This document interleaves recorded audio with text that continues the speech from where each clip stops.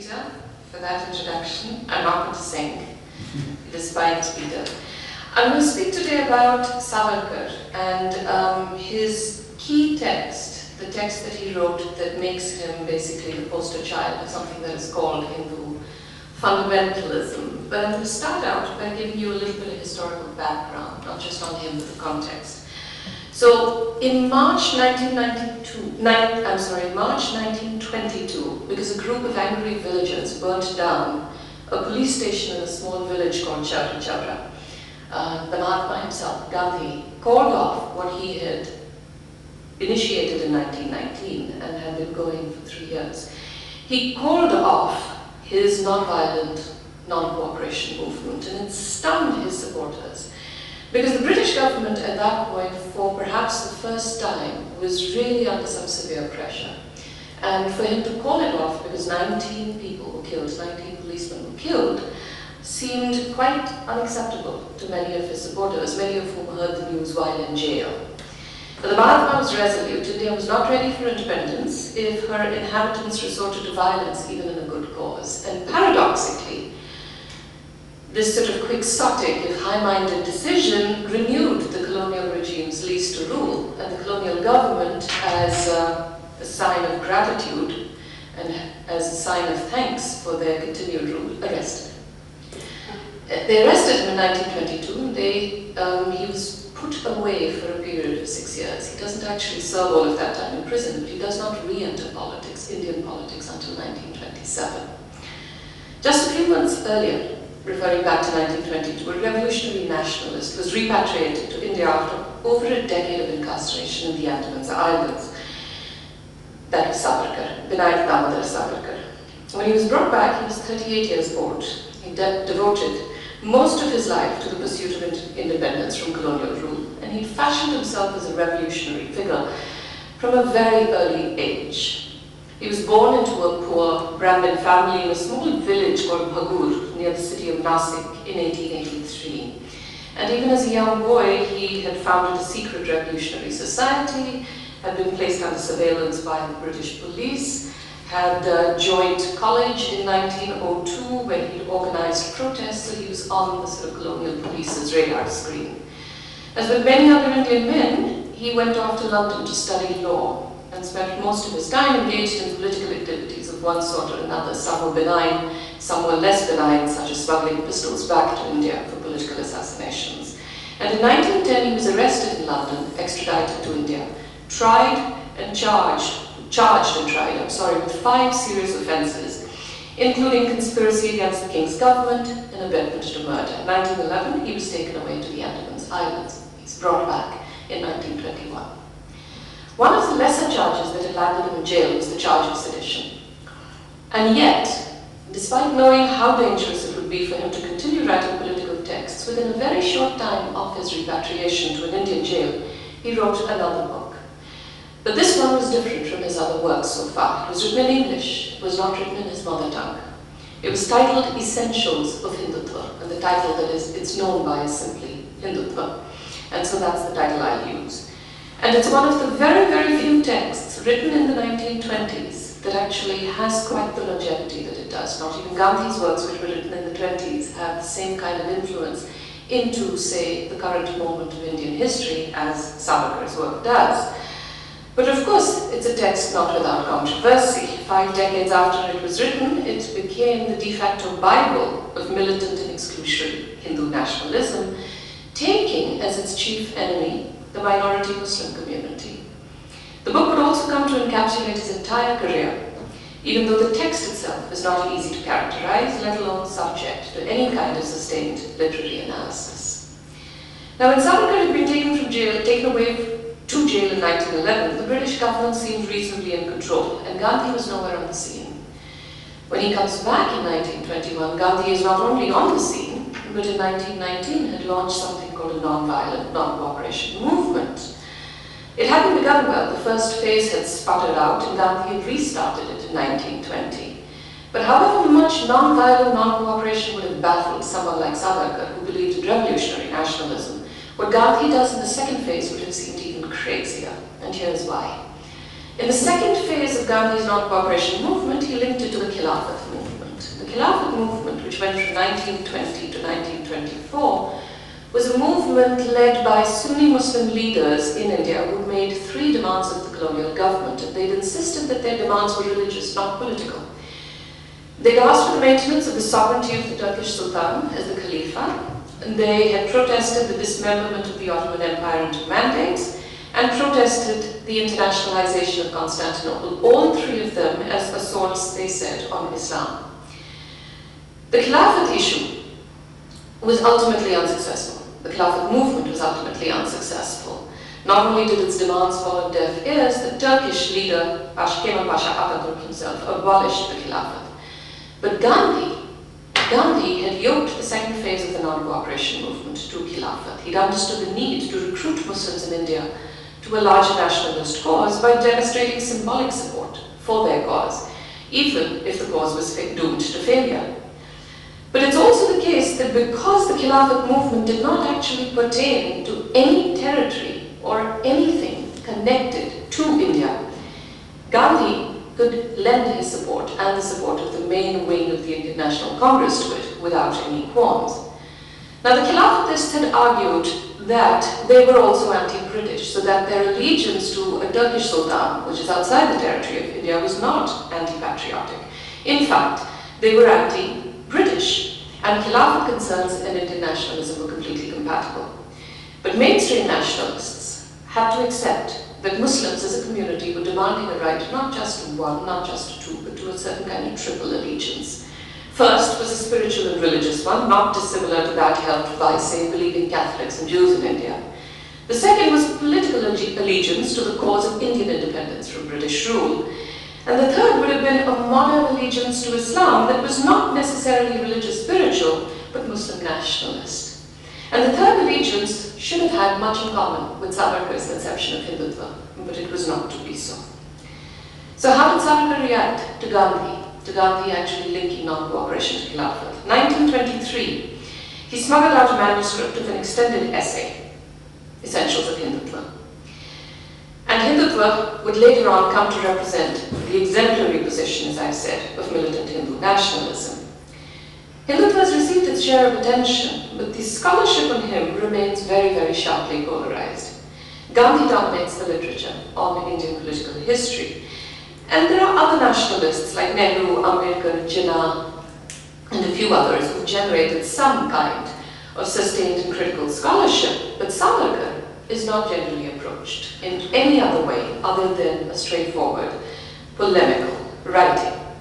Some part of this may be because of the unspoken assumption about the proper subject and the proper trajectory of Indian history. Nationalist history writing has dominated the field for generations, and basically only nationalists and political parties on the correct side of history are given their due in the scholarship.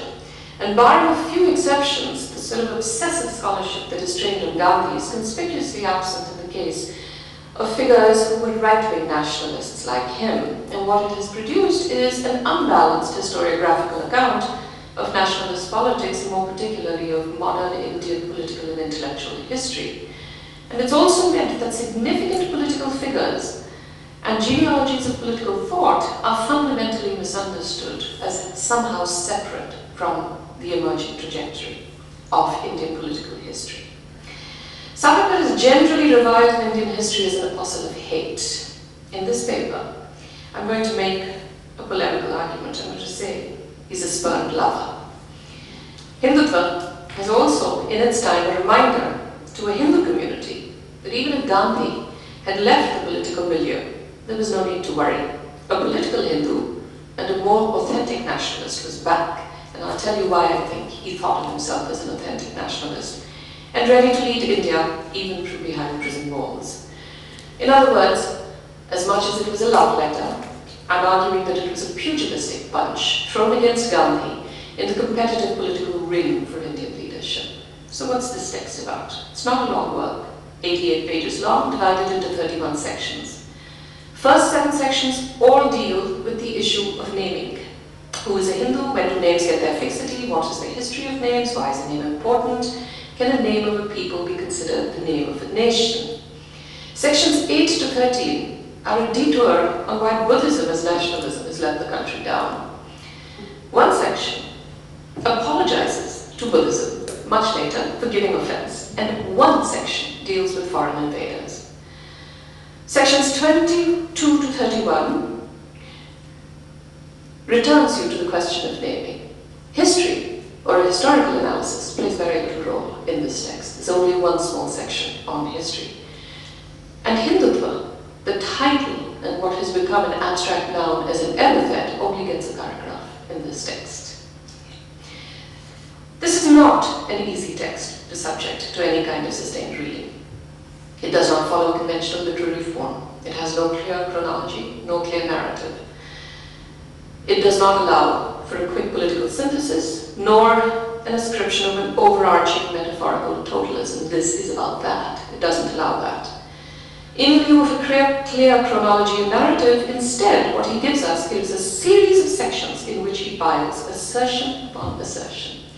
And so I decided that what I was going to do with this text was take its rhetoric seriously. Here, taking a small cue, not necessarily the entire one, from Quentin Skinner's book. Rosie, you mentioned Quentin Skinner and rhetoric, but taking a cue from Quentin Skinner's work on harms and rhetoric, in which he says that if you'd stripped the Leviathan of all of its rhetorical flourishes, as so many political thinkers have done, with the belief that you can then gaze uninterruptedly at the politics that ensue, you've basically missed the point about the Leviathan, and paying attention to rhetoric is significantly important. And so I'm going to pay attention to the rhetoric and give you a few examples from this text. The first one, as I said, the book is the pamphlet, the essay, that's been described as many of these things, is obsessed with the question of naming. And the names all show up in lists. The lists all tend to be alliterative, incantative, almost liturgical. Let me give you one example. Okay? This is one example in which he uses caste names along with the recurring refrain to in effect call the community into being. And you will hear the alliteration when I read it out. I would also argue, in fact, that this was a text meant not so much to be read, but in some ways to be performed, because the lists have a very, very mnemonic and performative quality. And here we go. I'm quoting from him. Some of us were Aryans and some un-Aryans. But Ayers and Nayers, we were all Hindus and own a common blood. Some of us are Brahmins and some Namshudras or Panchams, but Brahmins or Chandals, we are all Hindus and own common blood. Some of us are Dakshinatyas and some Gauds, but Gauds or Saraswats, we are all Hindus and own a common blood. Some of us were Vanars, some of us were Kinnars, but Vanars or Nuns, we are all Hindus and own common blood. Some of us are monists, some pantheists, some theists, and some atheists. But monists, monotheists, or atheists, we are all Hindu and own a common blood. In each successive sentence, he uses names to build the community. But if you looked at that paragraph, look at the logic. Some of us are A, and some of us are B. But A and C, we are all Hindus. Some of us are D, some of us are E, but D or G, we are all Hindus. The logic is accretive, inclusive, escalating in this paragraph alone to the idea of a super-religion that ignores sectarian divides and ties everyone together by blood. The recurrent blood refrain also enables him to racialize the inclusiveness. And here I speak particularly about inclusiveness, because my argument is that in fact it's through that inclusiveness that he will actually exclude the Muslim community. It enables him to racialize the inclusiveness by uniting all possible attitudes towards caste, creed, and faith. Brahmin and Chandal is used very, very deliberately here to signify both the people at the top of the hierarchical caste ladder as well as those who are off it altogether. While the idea of common blood owes much to contemporary racial theory, Savarkar gives it a twist. Race produces geography, which produces race in turn.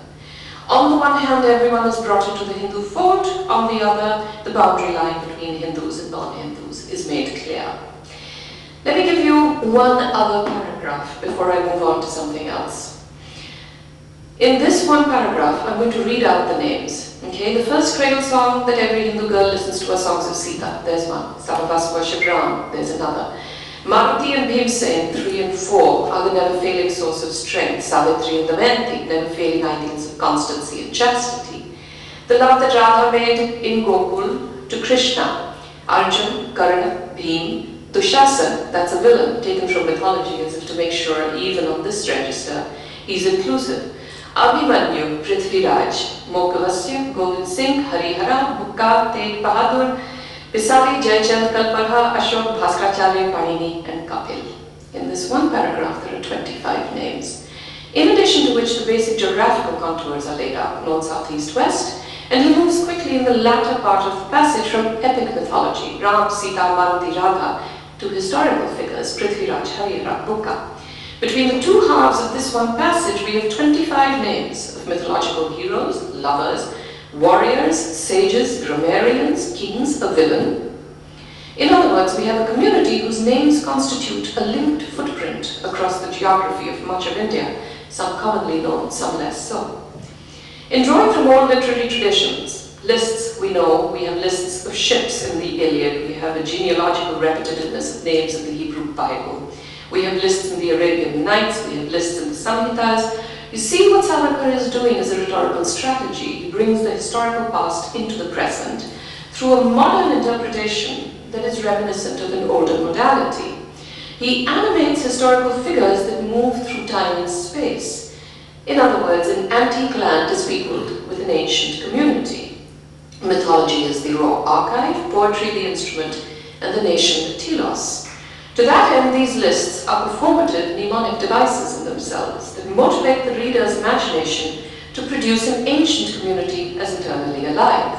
In other words, he does not simply place a cartographic map on India. The nation comes into being as the phantasm of a collective and, of course, selective memory. Through the names invoked in his passages, the figures are turned into peripatetic propagandists, reminding the community of the ties that bind them. As the scaffolding for this architectonic vision, he uses Sanskrit in very anachronistic and ahistorical ways that feeds all other languages. In yet another alliterative and rhyming line, he brings forth Sanskrit's progeny. Peter will immediately recognize why this is false. And here's what Savarkar writes. Gujarati and Gurmukhi, Sindhi and Hindi, Tamil and Telugu, Maharashtra and Malayalam, Bengali and Singhali. Singhali isn't a language, it's Sinhalese. Gurmukhi is a script, not a language, and we all know that Tamil has always had independent and equal status with Sanskrit. But the more important point to note through this text is not historical inaccuracy, of which there is plenty, but that the list is in the same vein as the hymn composed by the Indian Nobel laureate Rabindranath Tagore that had been sung at the 1911 session of the Indian National Congress, and the first part of which would become the national anthem of India. I actually did a little bit of research on national anthems and found that half of them are geography lessons. So in a sense, you put on the table the Benedict Andersonian thesis, the idea that every nation needs a hoary past or it needs a certain kind of antique history. What you see in this is that Savarkar dispenses with history altogether, and he understands that in lieu of history, mythology works just as well. And in fact, much more than history, nationalism means geography. Let me give you a little more on the geography. It was in this land that the founders of our faith and the seers to whom Ved the knowledge was revealed. Once again, okay, we go from Banda to Basa, from Chakradhar to Chaitanya, from Ramdas to Rammohan, our gurus and godmen were born and bred. Remember, he writes in English, so he can do some of this alliterative work, gurus and godmen.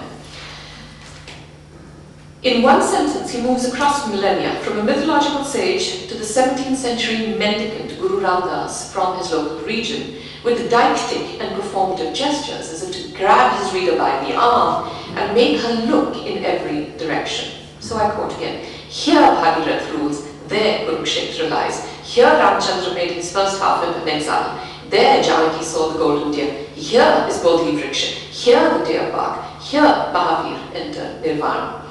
The use of these indexical and deeply performative pronouns, you can't really say here and there unless you're pointing, yeah? The use of these indexical and performative pronouns here and there can only be felicitous when the object that is being pointed to is both intimate and proximate. It's both close to you in two senses, both spatially close and temporally immediate. In the last section of this book, this 88-page essay called Unique Natural Blessing to Hindustan, he writes, she is the richly endowed daughter of God, this our motherland. Savarkar, in fact, had a very complicated relationship with questions of faith and religion. And and eschewed all rituals that were a part of everyday Brahmin life. And he reserves his most exuberant praise and religious sensibility under the overall sign of secular nationalism for the land.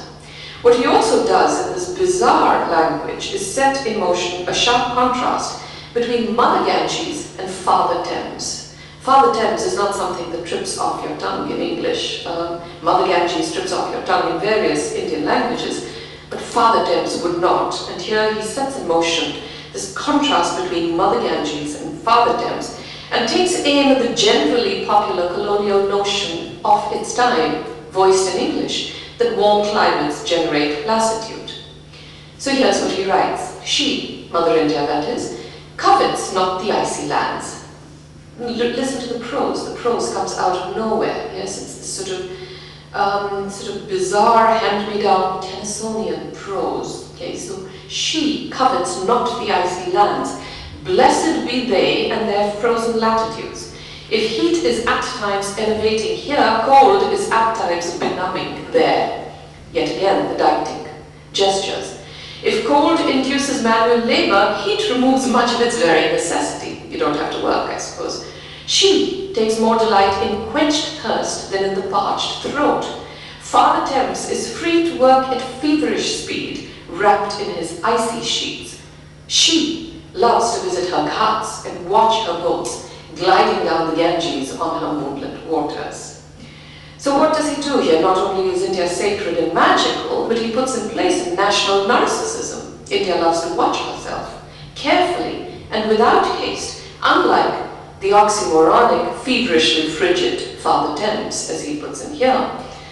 More to the point, it's in this passage that you get at least one clue about why he would write in English. The contrast of climates and peoples is a direct rebuttal of the 19th century English colonial discourse of the tropical environment with its bodies and civilizations, which maintained the idea that cold climates produced energetic, progressive, and productive bodies, while the tropics brought forth lassitudinous, slothful, stagnant, and degenerative ones.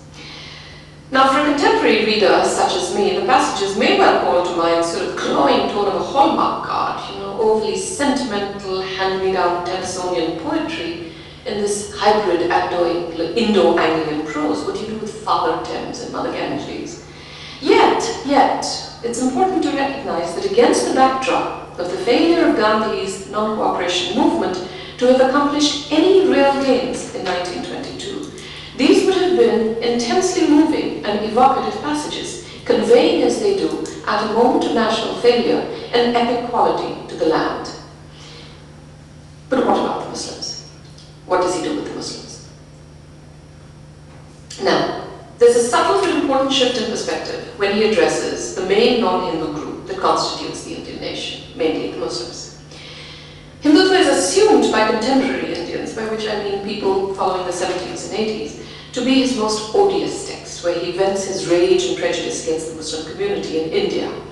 In fact, he writes far more polemically, with rage and sarcasm and hatred in some of his other writings, particularly those that follow Hindutva, not so much in this one. In Hindutva itself, he writes about Muslims in one section. Now, that section is entitled Foreign Invaders. For the 1920s, that was not unusual. Several people wrote about the Muslims as foreign invaders. A revisionist historiography had not yet taken over. And here's what he writes. And note how he moves. He moves from nations to ethnicities. He doesn't actually indict people per se. Here's what he says. From year to year, decade to decade, century to century, the contest continues. Arabia ceased to be what Arabia was. Iran annihilated. Egypt, Syria, Afghanistan, Balochistan. Tartary, from Grenada to Ghazni. Nations and civilizations fell in heap before the sword of Islam of peace. Following this, in the subsequent passages, the Indo-Islamic millennium is depicted as yet another series of collisions. This time, not between Islam as an autonomous world historical force against extant nations, but one nation in particular, India, against a multitude of Muslim ethnic groups that he will name as Arabs, Persians, Pathans, Baluchis, Tartars, Turks, and Mughals. And so I give you his most odious, rageful, and prejudicial statement. Religion is a mighty motive force, so is rapine.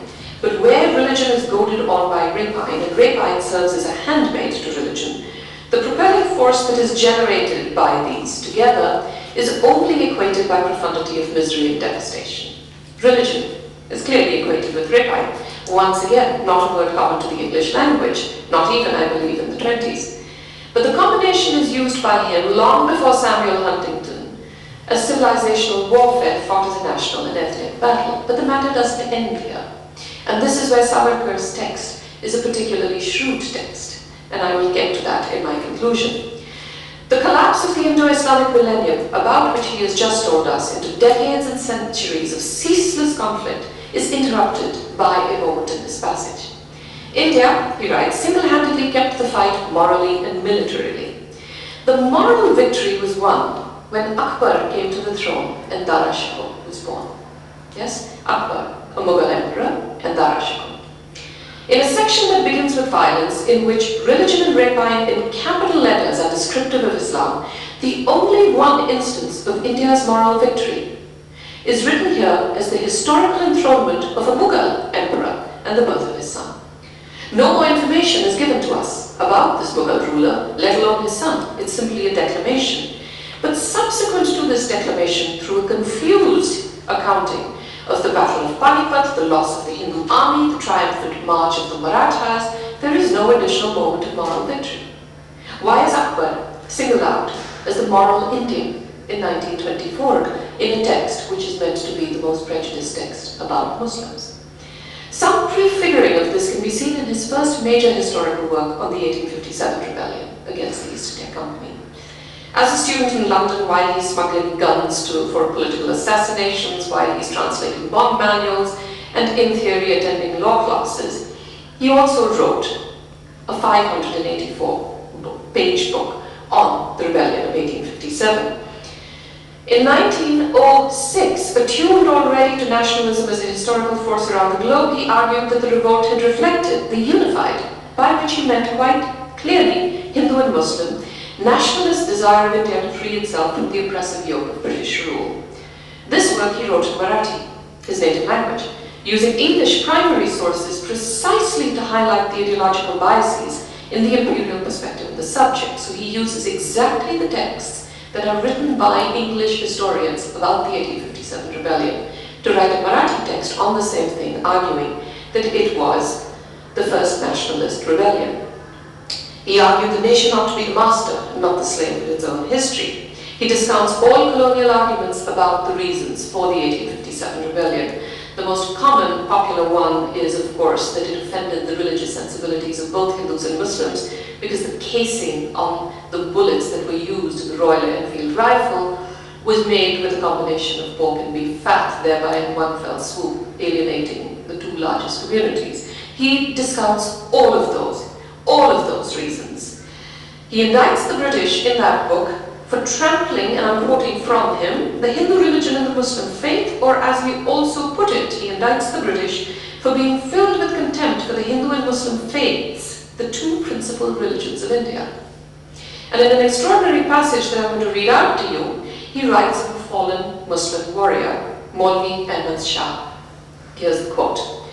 As soon as the news of his death reached England, the relieved Englishman felt that the most formidable enemy of the British in northern India was no more. In person, he describes the Maulvi, The Maulvi was tall, lean and muscular, with deep-set eyes, beetle brows, high aquiline nose and lantern jaws. It is impossible to find a character who has illuminated the history of this nation with more noble patriotism than this hero.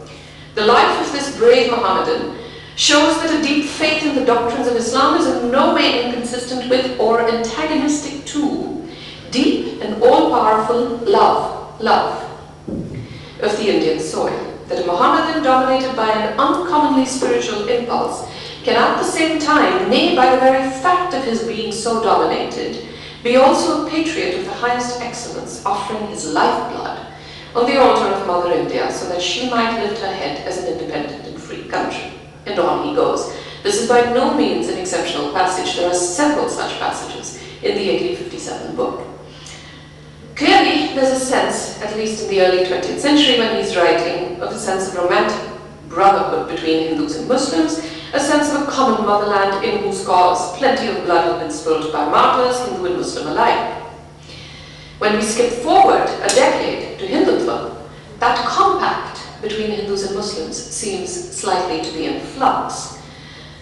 Given that Mughals were placed in a history that began with Arabs and included Tartars and Turks, one might assume that there were no distinctions to be made at all between any Muslim rulers if they all represented this collapsed millennium of religion and rapine, as he put it. Yet, in that passage, he introduces a crucial dichotomy between moral, nationalist Indian with Akbar, Dara Shikoh, Maulvi Ahmad Shah, and non-nationalist Indian. So he goes from the 16th century to the 19th century in this passage, when you have the moral nationalist Indian and the non-nationalist Indian. He does not simply dichotomize moral Muslim and immoral Muslim, or fanatical Muslim and secular Muslim. He does something else.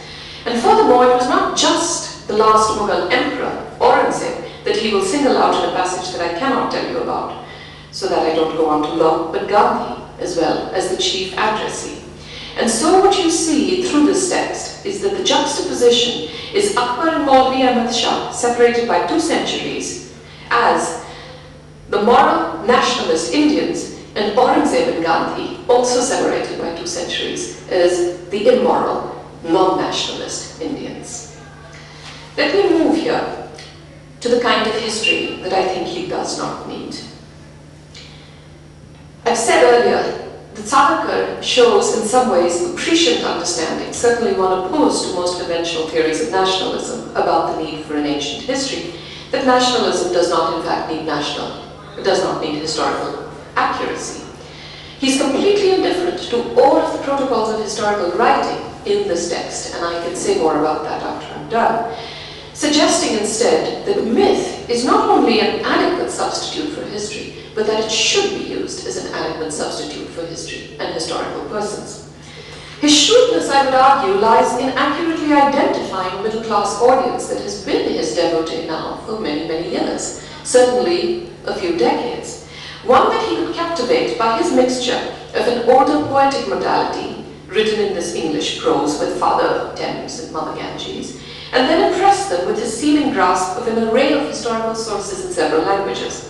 He wasn't writing for the scholarly elite, many of whom could have challenged his Sanskrit knowledge, let alone his translation of texts, or even his pretensions to poetic convention. Savarkar wrote, among other things, an entire volume in Marathi poetry, and I read it with some Marathi scholars. I read it actually with some Sanskrit scholars, and one of them said to me, in Marathi, he said, there is not a single rule of Kavya that Savarkar has not violated in the writings of these works, and nonetheless, a middle-class imagination is captivated by him. He wasn't writing for the Sanskrit Pandits in Pune or Varanasi, who would well have been familiar with the text that he quotes very loosely, which is the Bhavishya Puran. He's not writing either for philologists, some of them like his mentor, Rajwade, who might have, in fact, contested his sort of dizzying and idiosyncratic run through the millennia, simply ticking off instances of the word Hindu or Hindu names. He inaugurates, in other words, a populist anti-intellectualism, at the same time that he attempts to show that whatever intellectuals could do, he could do better.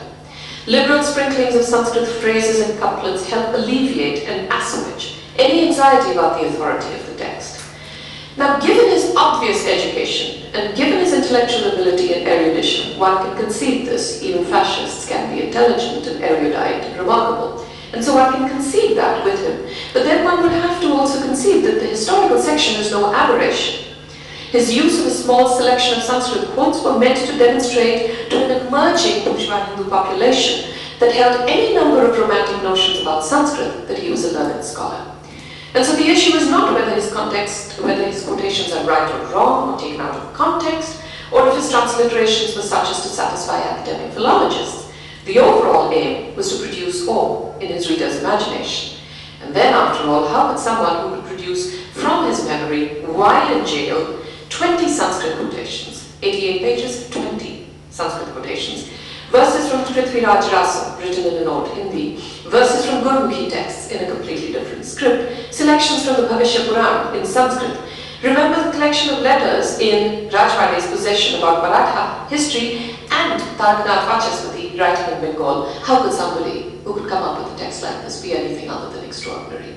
So there's a self-promotion to this text of himself in a particular way as well. When you come to the end of the book, you see Savarkar's main line of attack. Actually, it's his penultimate line of attack. And this is the Sanskrit couplet in which the concept of allegiance is conceptualized as a pledge. And here's the Sanskrit prose. It says, Asindhu sindhu paryanta yasya bharat bhumika pitrabhu punyabhu shachaiva savai hindu riti smritaha. No Sanskritist sees this as making any sense at all, because it's this hybrid thing. It's part Marathi, it's part Sanskrit. It doesn't actually work as Sanskrit. But it's a very clever verse. It cements the notion at the end of this book that begins with names, that begins with a peripatetic community, that gives us a mythic community in a magical land. It cements the notion that nationalism needs geography. It's easy to read, it's easy to understand. It's simple to memorize for anyone with a rudimentary facility in any one of several Indo-Aryan languages that have a Sanskritic vocabulary. Hindi, Marathi, Gujarati, Bengali, and at a stretch, even South Indian languages, Malayalam or Kannada, which have enough Sanskrit in it. It does not, it should be added, overtly disallow any community other than the Hindu community from claiming that their holy pilgrimage sites lie within India's ancient geography. What he does is he marks out, I'm sorry I didn't translate this, so let me go back and translate it. It basically says from the north, from the Sindhu River to the seas, that entire territory is India. And it is the natural abode for whoever considers this land the land of their fathers, okay, so genealogy, and their holy sites. But it doesn't say that Muslims cannot consider it. And so that in theory Muslims could claim that there are numerous shrines and churches and mosques which dot the Indian countryside, while not their primary holy sites, in the sense that they might not have been Rome or Mecca, were nonetheless the sites where their worship had been housed for centuries, for millennia. And indeed there would be plenty of Muslim leaders who would say things like this. They could also emphatically claim that for 9 generations, India was the home of their fathers. But in effect, what Savarkar does in building himself an alibi into this text is saying that while name and place were important for Hindus, non-Hindus had to give up one or another of that attachment. They had to give up their attachment to place, if not name. One or the other had to go. And yet, here's how he ends this text. Having turned India into the ancient home of the mythic community, he emphasizes now that in fact respect for Hindu culture is at least as central, if not more, than both birth and religion. So if you read this 88-page text as many times as I have done, I sat and read it, not 88 times, but I certainly read it 10, 15 times, you get the sense of sort of being in a boat. You know, you go back and forth, that every time he makes a claim, he builds in an alibi. Every time he pushes one foot forward, he builds in an alibi. Every time you think he is going to sound terribly exclusionary, he turns it inclusionary. At the end of the work, he almost turns the tables in his work. On the one hand, Hindus were the authentic inhabitants of Hindustan because their holy sites and ancestral lands were there. But on the other, he does something else. He uses a very modern notion of choice to suggest something that is appallingly simple. He suggests that everyone can come together and choose to love Hindu culture, even as they might love the land of India. And in so doing, whether you are Hindu, Muslim, Christian or Jewish, you too can be part of the fold. Here's his passage. I'm quoting from him. Are you a monist? Are you a monist, a monotheist, a pantheist, an atheist, an agnostic? Here is ample room, O soul, yet again, this sort of Tennysonian prose, yes? Whatever thou art, to love and grow to thy fullest height and satisfaction in this temple of temples. Ye, who by race, by blood, by culture, by nationality, possess almost all the essentials of Hindutva, almost, you only have to render wholehearted love to our common mother. This is a choice which our countrymen and our old kith and kin, the Boras, Khojas, Memons, he's naming caste Muslim communities in India, and other Mohammedan and Christian communities are free to make a choice again, which must be a choice of love. The number of times he uses love in this putative text of hatred came as quite a surprise to me. Nationalism, in a curious twist now at the end of the book, becomes a matter of choosing to love. And by making it so, what Savarkar does is allow all future generations of militant Hindu nationalists to use choice as their alibi for prejudice. It also sets in place a subjunctive nationalism, in an if-then phrase: if you love India, then you can be. This subjunctive nationalism, I must note, is far more a part of modern Indian liberal political discourse than has typically been accepted. And the contrast with Gandhi will be particularly clear. So what's love got to do with it? And I move into my last section. In Hindutva, Savarkar extends what he had written earlier in London, a poem of love, homesickness, a homesickness for, once again, Mother India.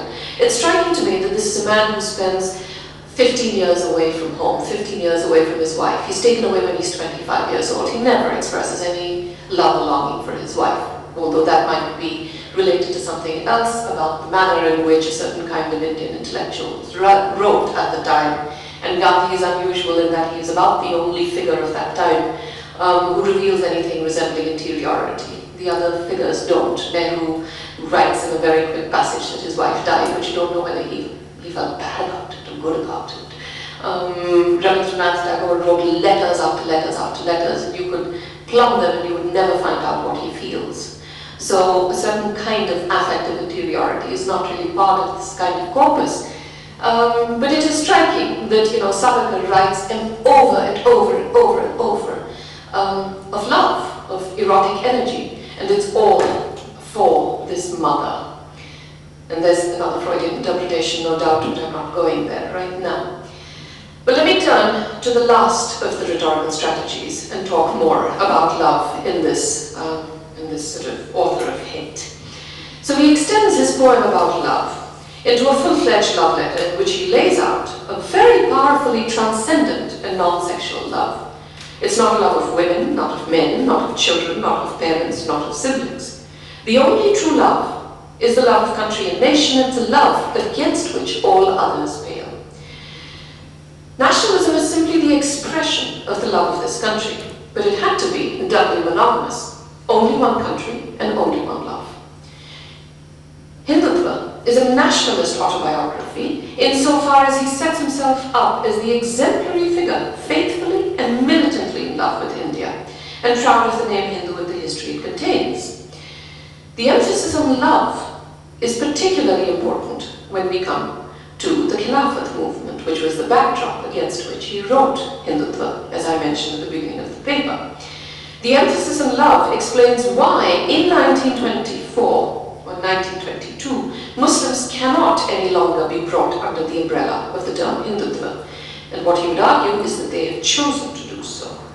Savarkar argues in a passage at the close of this book that it is because their mythology and godmen are of foreign origin.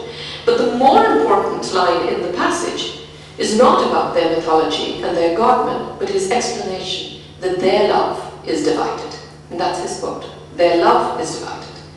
India, in other words, was so transcendentally the love object that nothing other than monogamous love would do.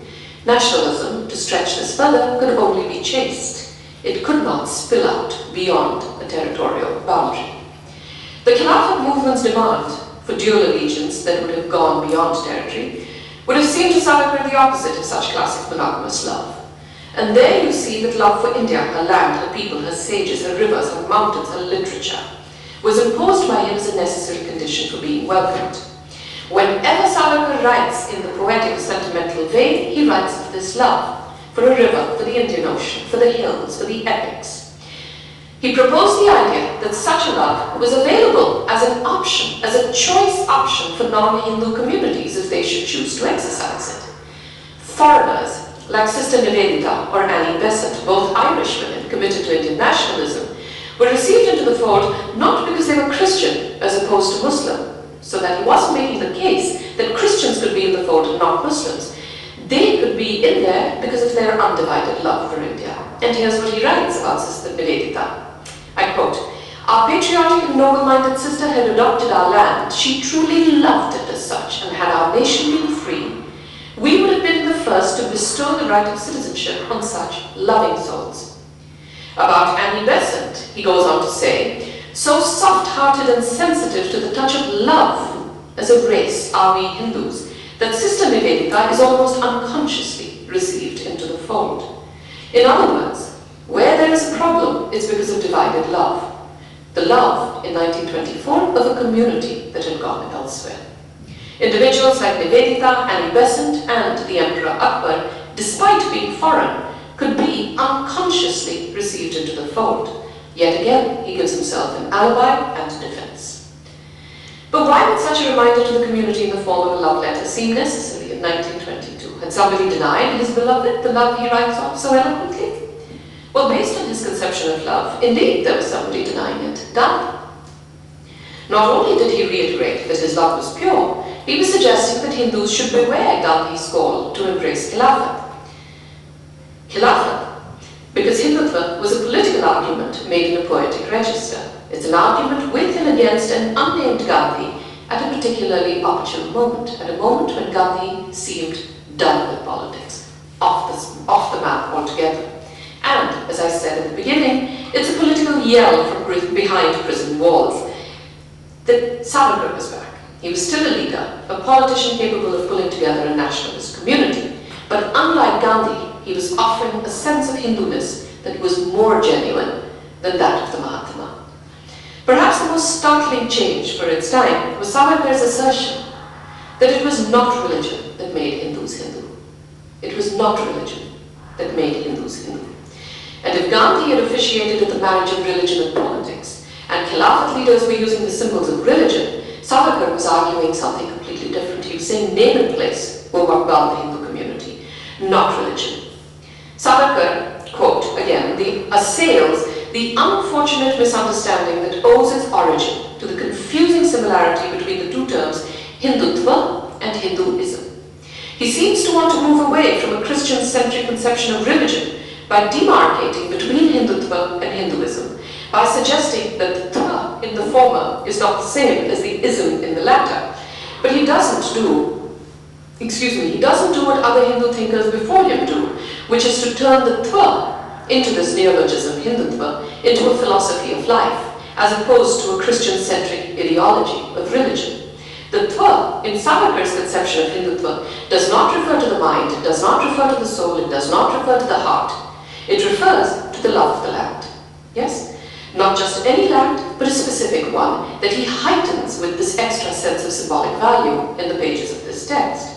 As a consequence of this love, a distinction can be made between those whose love for the land makes them Hindus and those who, like Gandhi and the Khilafat Muslims, have either a love for a land that is divided, by which I mean a divided love, or worse, are indifferent to the land. Paradoxically, Savarkar speaks of loving the land. The Khilafatists extol a united Islam, but neither Khilafat nor Hindutva as a concept, and nor Gandhi refer us directly to the nation. Savarkar does that job by making Hindutva the act of bestowing love on a stretch of land, and with such an act begins national history, because it's national, territorialized, geographic history. The two events that coincide with and exemplify the act are the process of naming, language, and the proliferation of heroes, both men and women, who walk on now hallowed land. In executing such a move, I would argue that Savarkar does not simply discard Hinduism as a descriptive term for a Betova. The fundamental contribution of Hindutva was to inaugurate a new term for nationalist discourse, one that was both modern and secular, if open to a secular understanding of religious identity. In other words, in place of religion, our religion, Savarkar secularizes a plethora of Hindu religious leaders. In so doing, he does not create a sterilely secular nationalism. He does quite the opposite. He enchants a secular nationalism by placing a mythic community in a magical land. Now, by making love of this mythic land of India an active choice of political allegiance, he's challenging the territorial implications of Gandhi's support for the Khilafat movement for an emerging nationalist imagination. If some of you have read V.S. Naipaul, as he commented in Area of Darkness, and I believe he was one of the first to actually make this comment, Gandhi was completely uninterested in territorial sovereignty, physical borders, or boundaries. You could search Gandhi's autobiography, and I teach it year after year after year, so I've read it a few times. And you could search his autobiography, you could search his other works, and you would search in vain for any description of the countryside, any description of landscape, whether in South Africa or in India. Nationalism for Gandhi was always about people, whether they were Hindus or Muslims. His support for Khilafat indicates that he was willing to extend India's nationalist geography, his imagination of an India's nationalist geography, in order to recruit Indian Muslims to a national cause.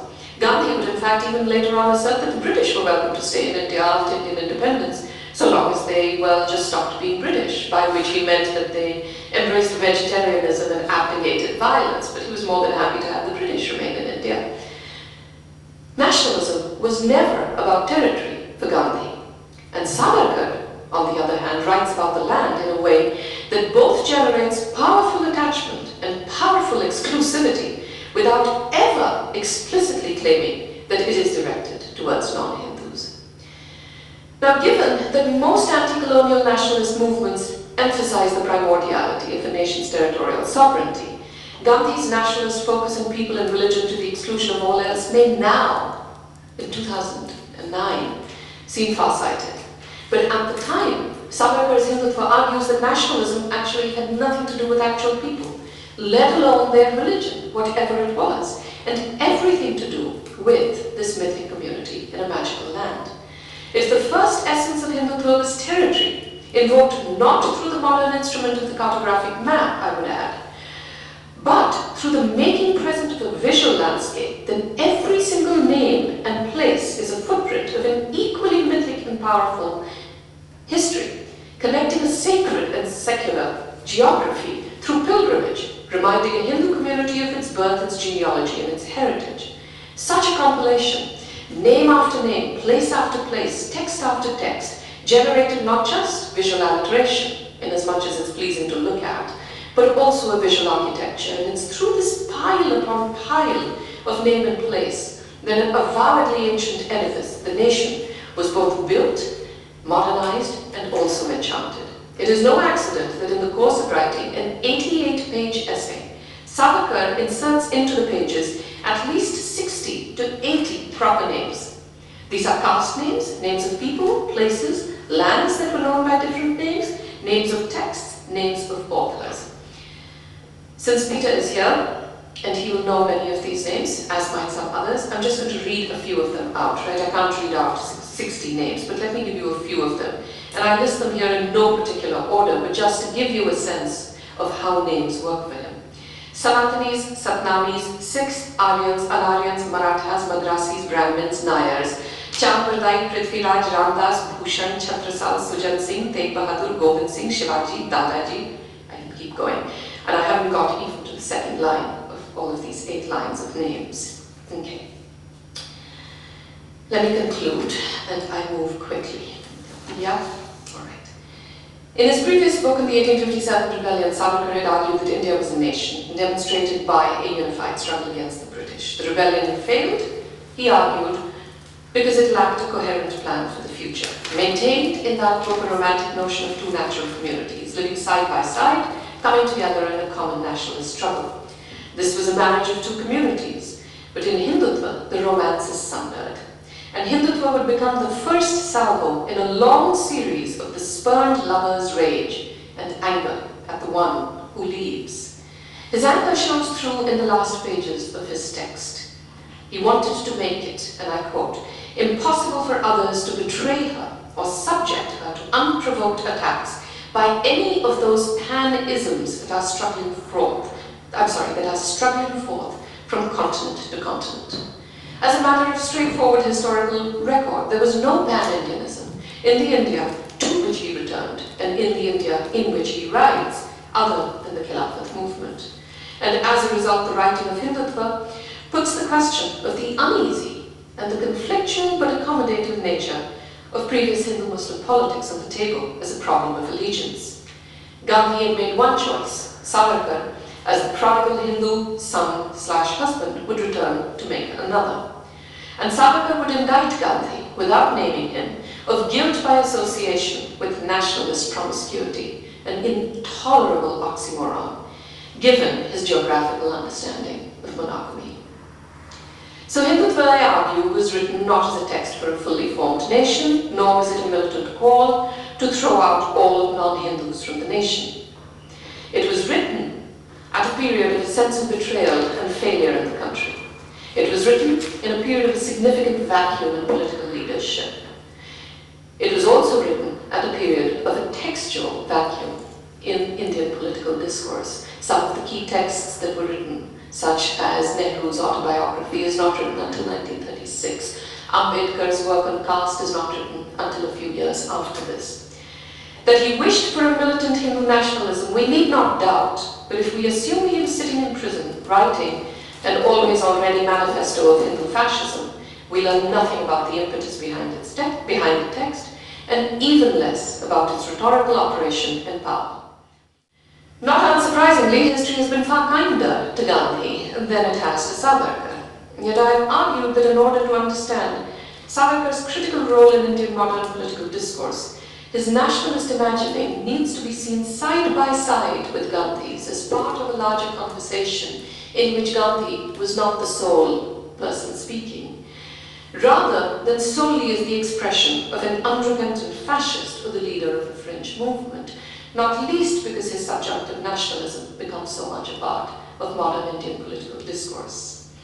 Hindutva, understood in such a fashion, only then can be seen for what it is, a powerful call to the nation, yet allegedly ancient nation, that is about place, not people, despite its explicit and because of its explicit implications for non-Hindus. Hindutva makes it a point not to sound religious, but of course it can be used as such. Hindutva does not intentionally sound xenophobic, but of course it can be used to sound so. Hindutva, in fact, gets much of its power from sounding simultaneously poetic and prosaic, if idiotic at times, but it is reasonable and subtle, inclusive and exclusive. When accused of anti-Muslim fascism, Savarkar's supporters can still point to the sentence about Akbar's morality to counter the charge. Savarkar can be read as subtle or not, fascist or not, reasonable or not. A mythic community in a magical land with an enchanted but subjunctive nationalism on the one hand, xenophobic, exclusionary, and atheist on the other. Although Savarkar clearly lost out in both his immediate political contest with Gandhi, his politics over the next 50 years would emerge as far more dominant in the Indian political milieu, with devastating consequences for the Muslim population, as we have seen in 2002. What was a small book in the 1920s, and not very well read book in the 1920s, is now a full-fledged political and intellectual discourse that goes by the same name, in large part because of the subjunctive nationalism attached to territory that Savarkar names into being. If we are not to allow the Hindu right to take and rewrite a history that was perhaps more contingent to the colonial history of nationalism, we need to take seriously Savarkar's skill in the marshalling of an argument that had, if you will, a more elemental power than Gandhi's, one that could be read as more or less benign, more or less dangerous, depending on context, interpretation, and the colonial contingent of Indian nationalist history.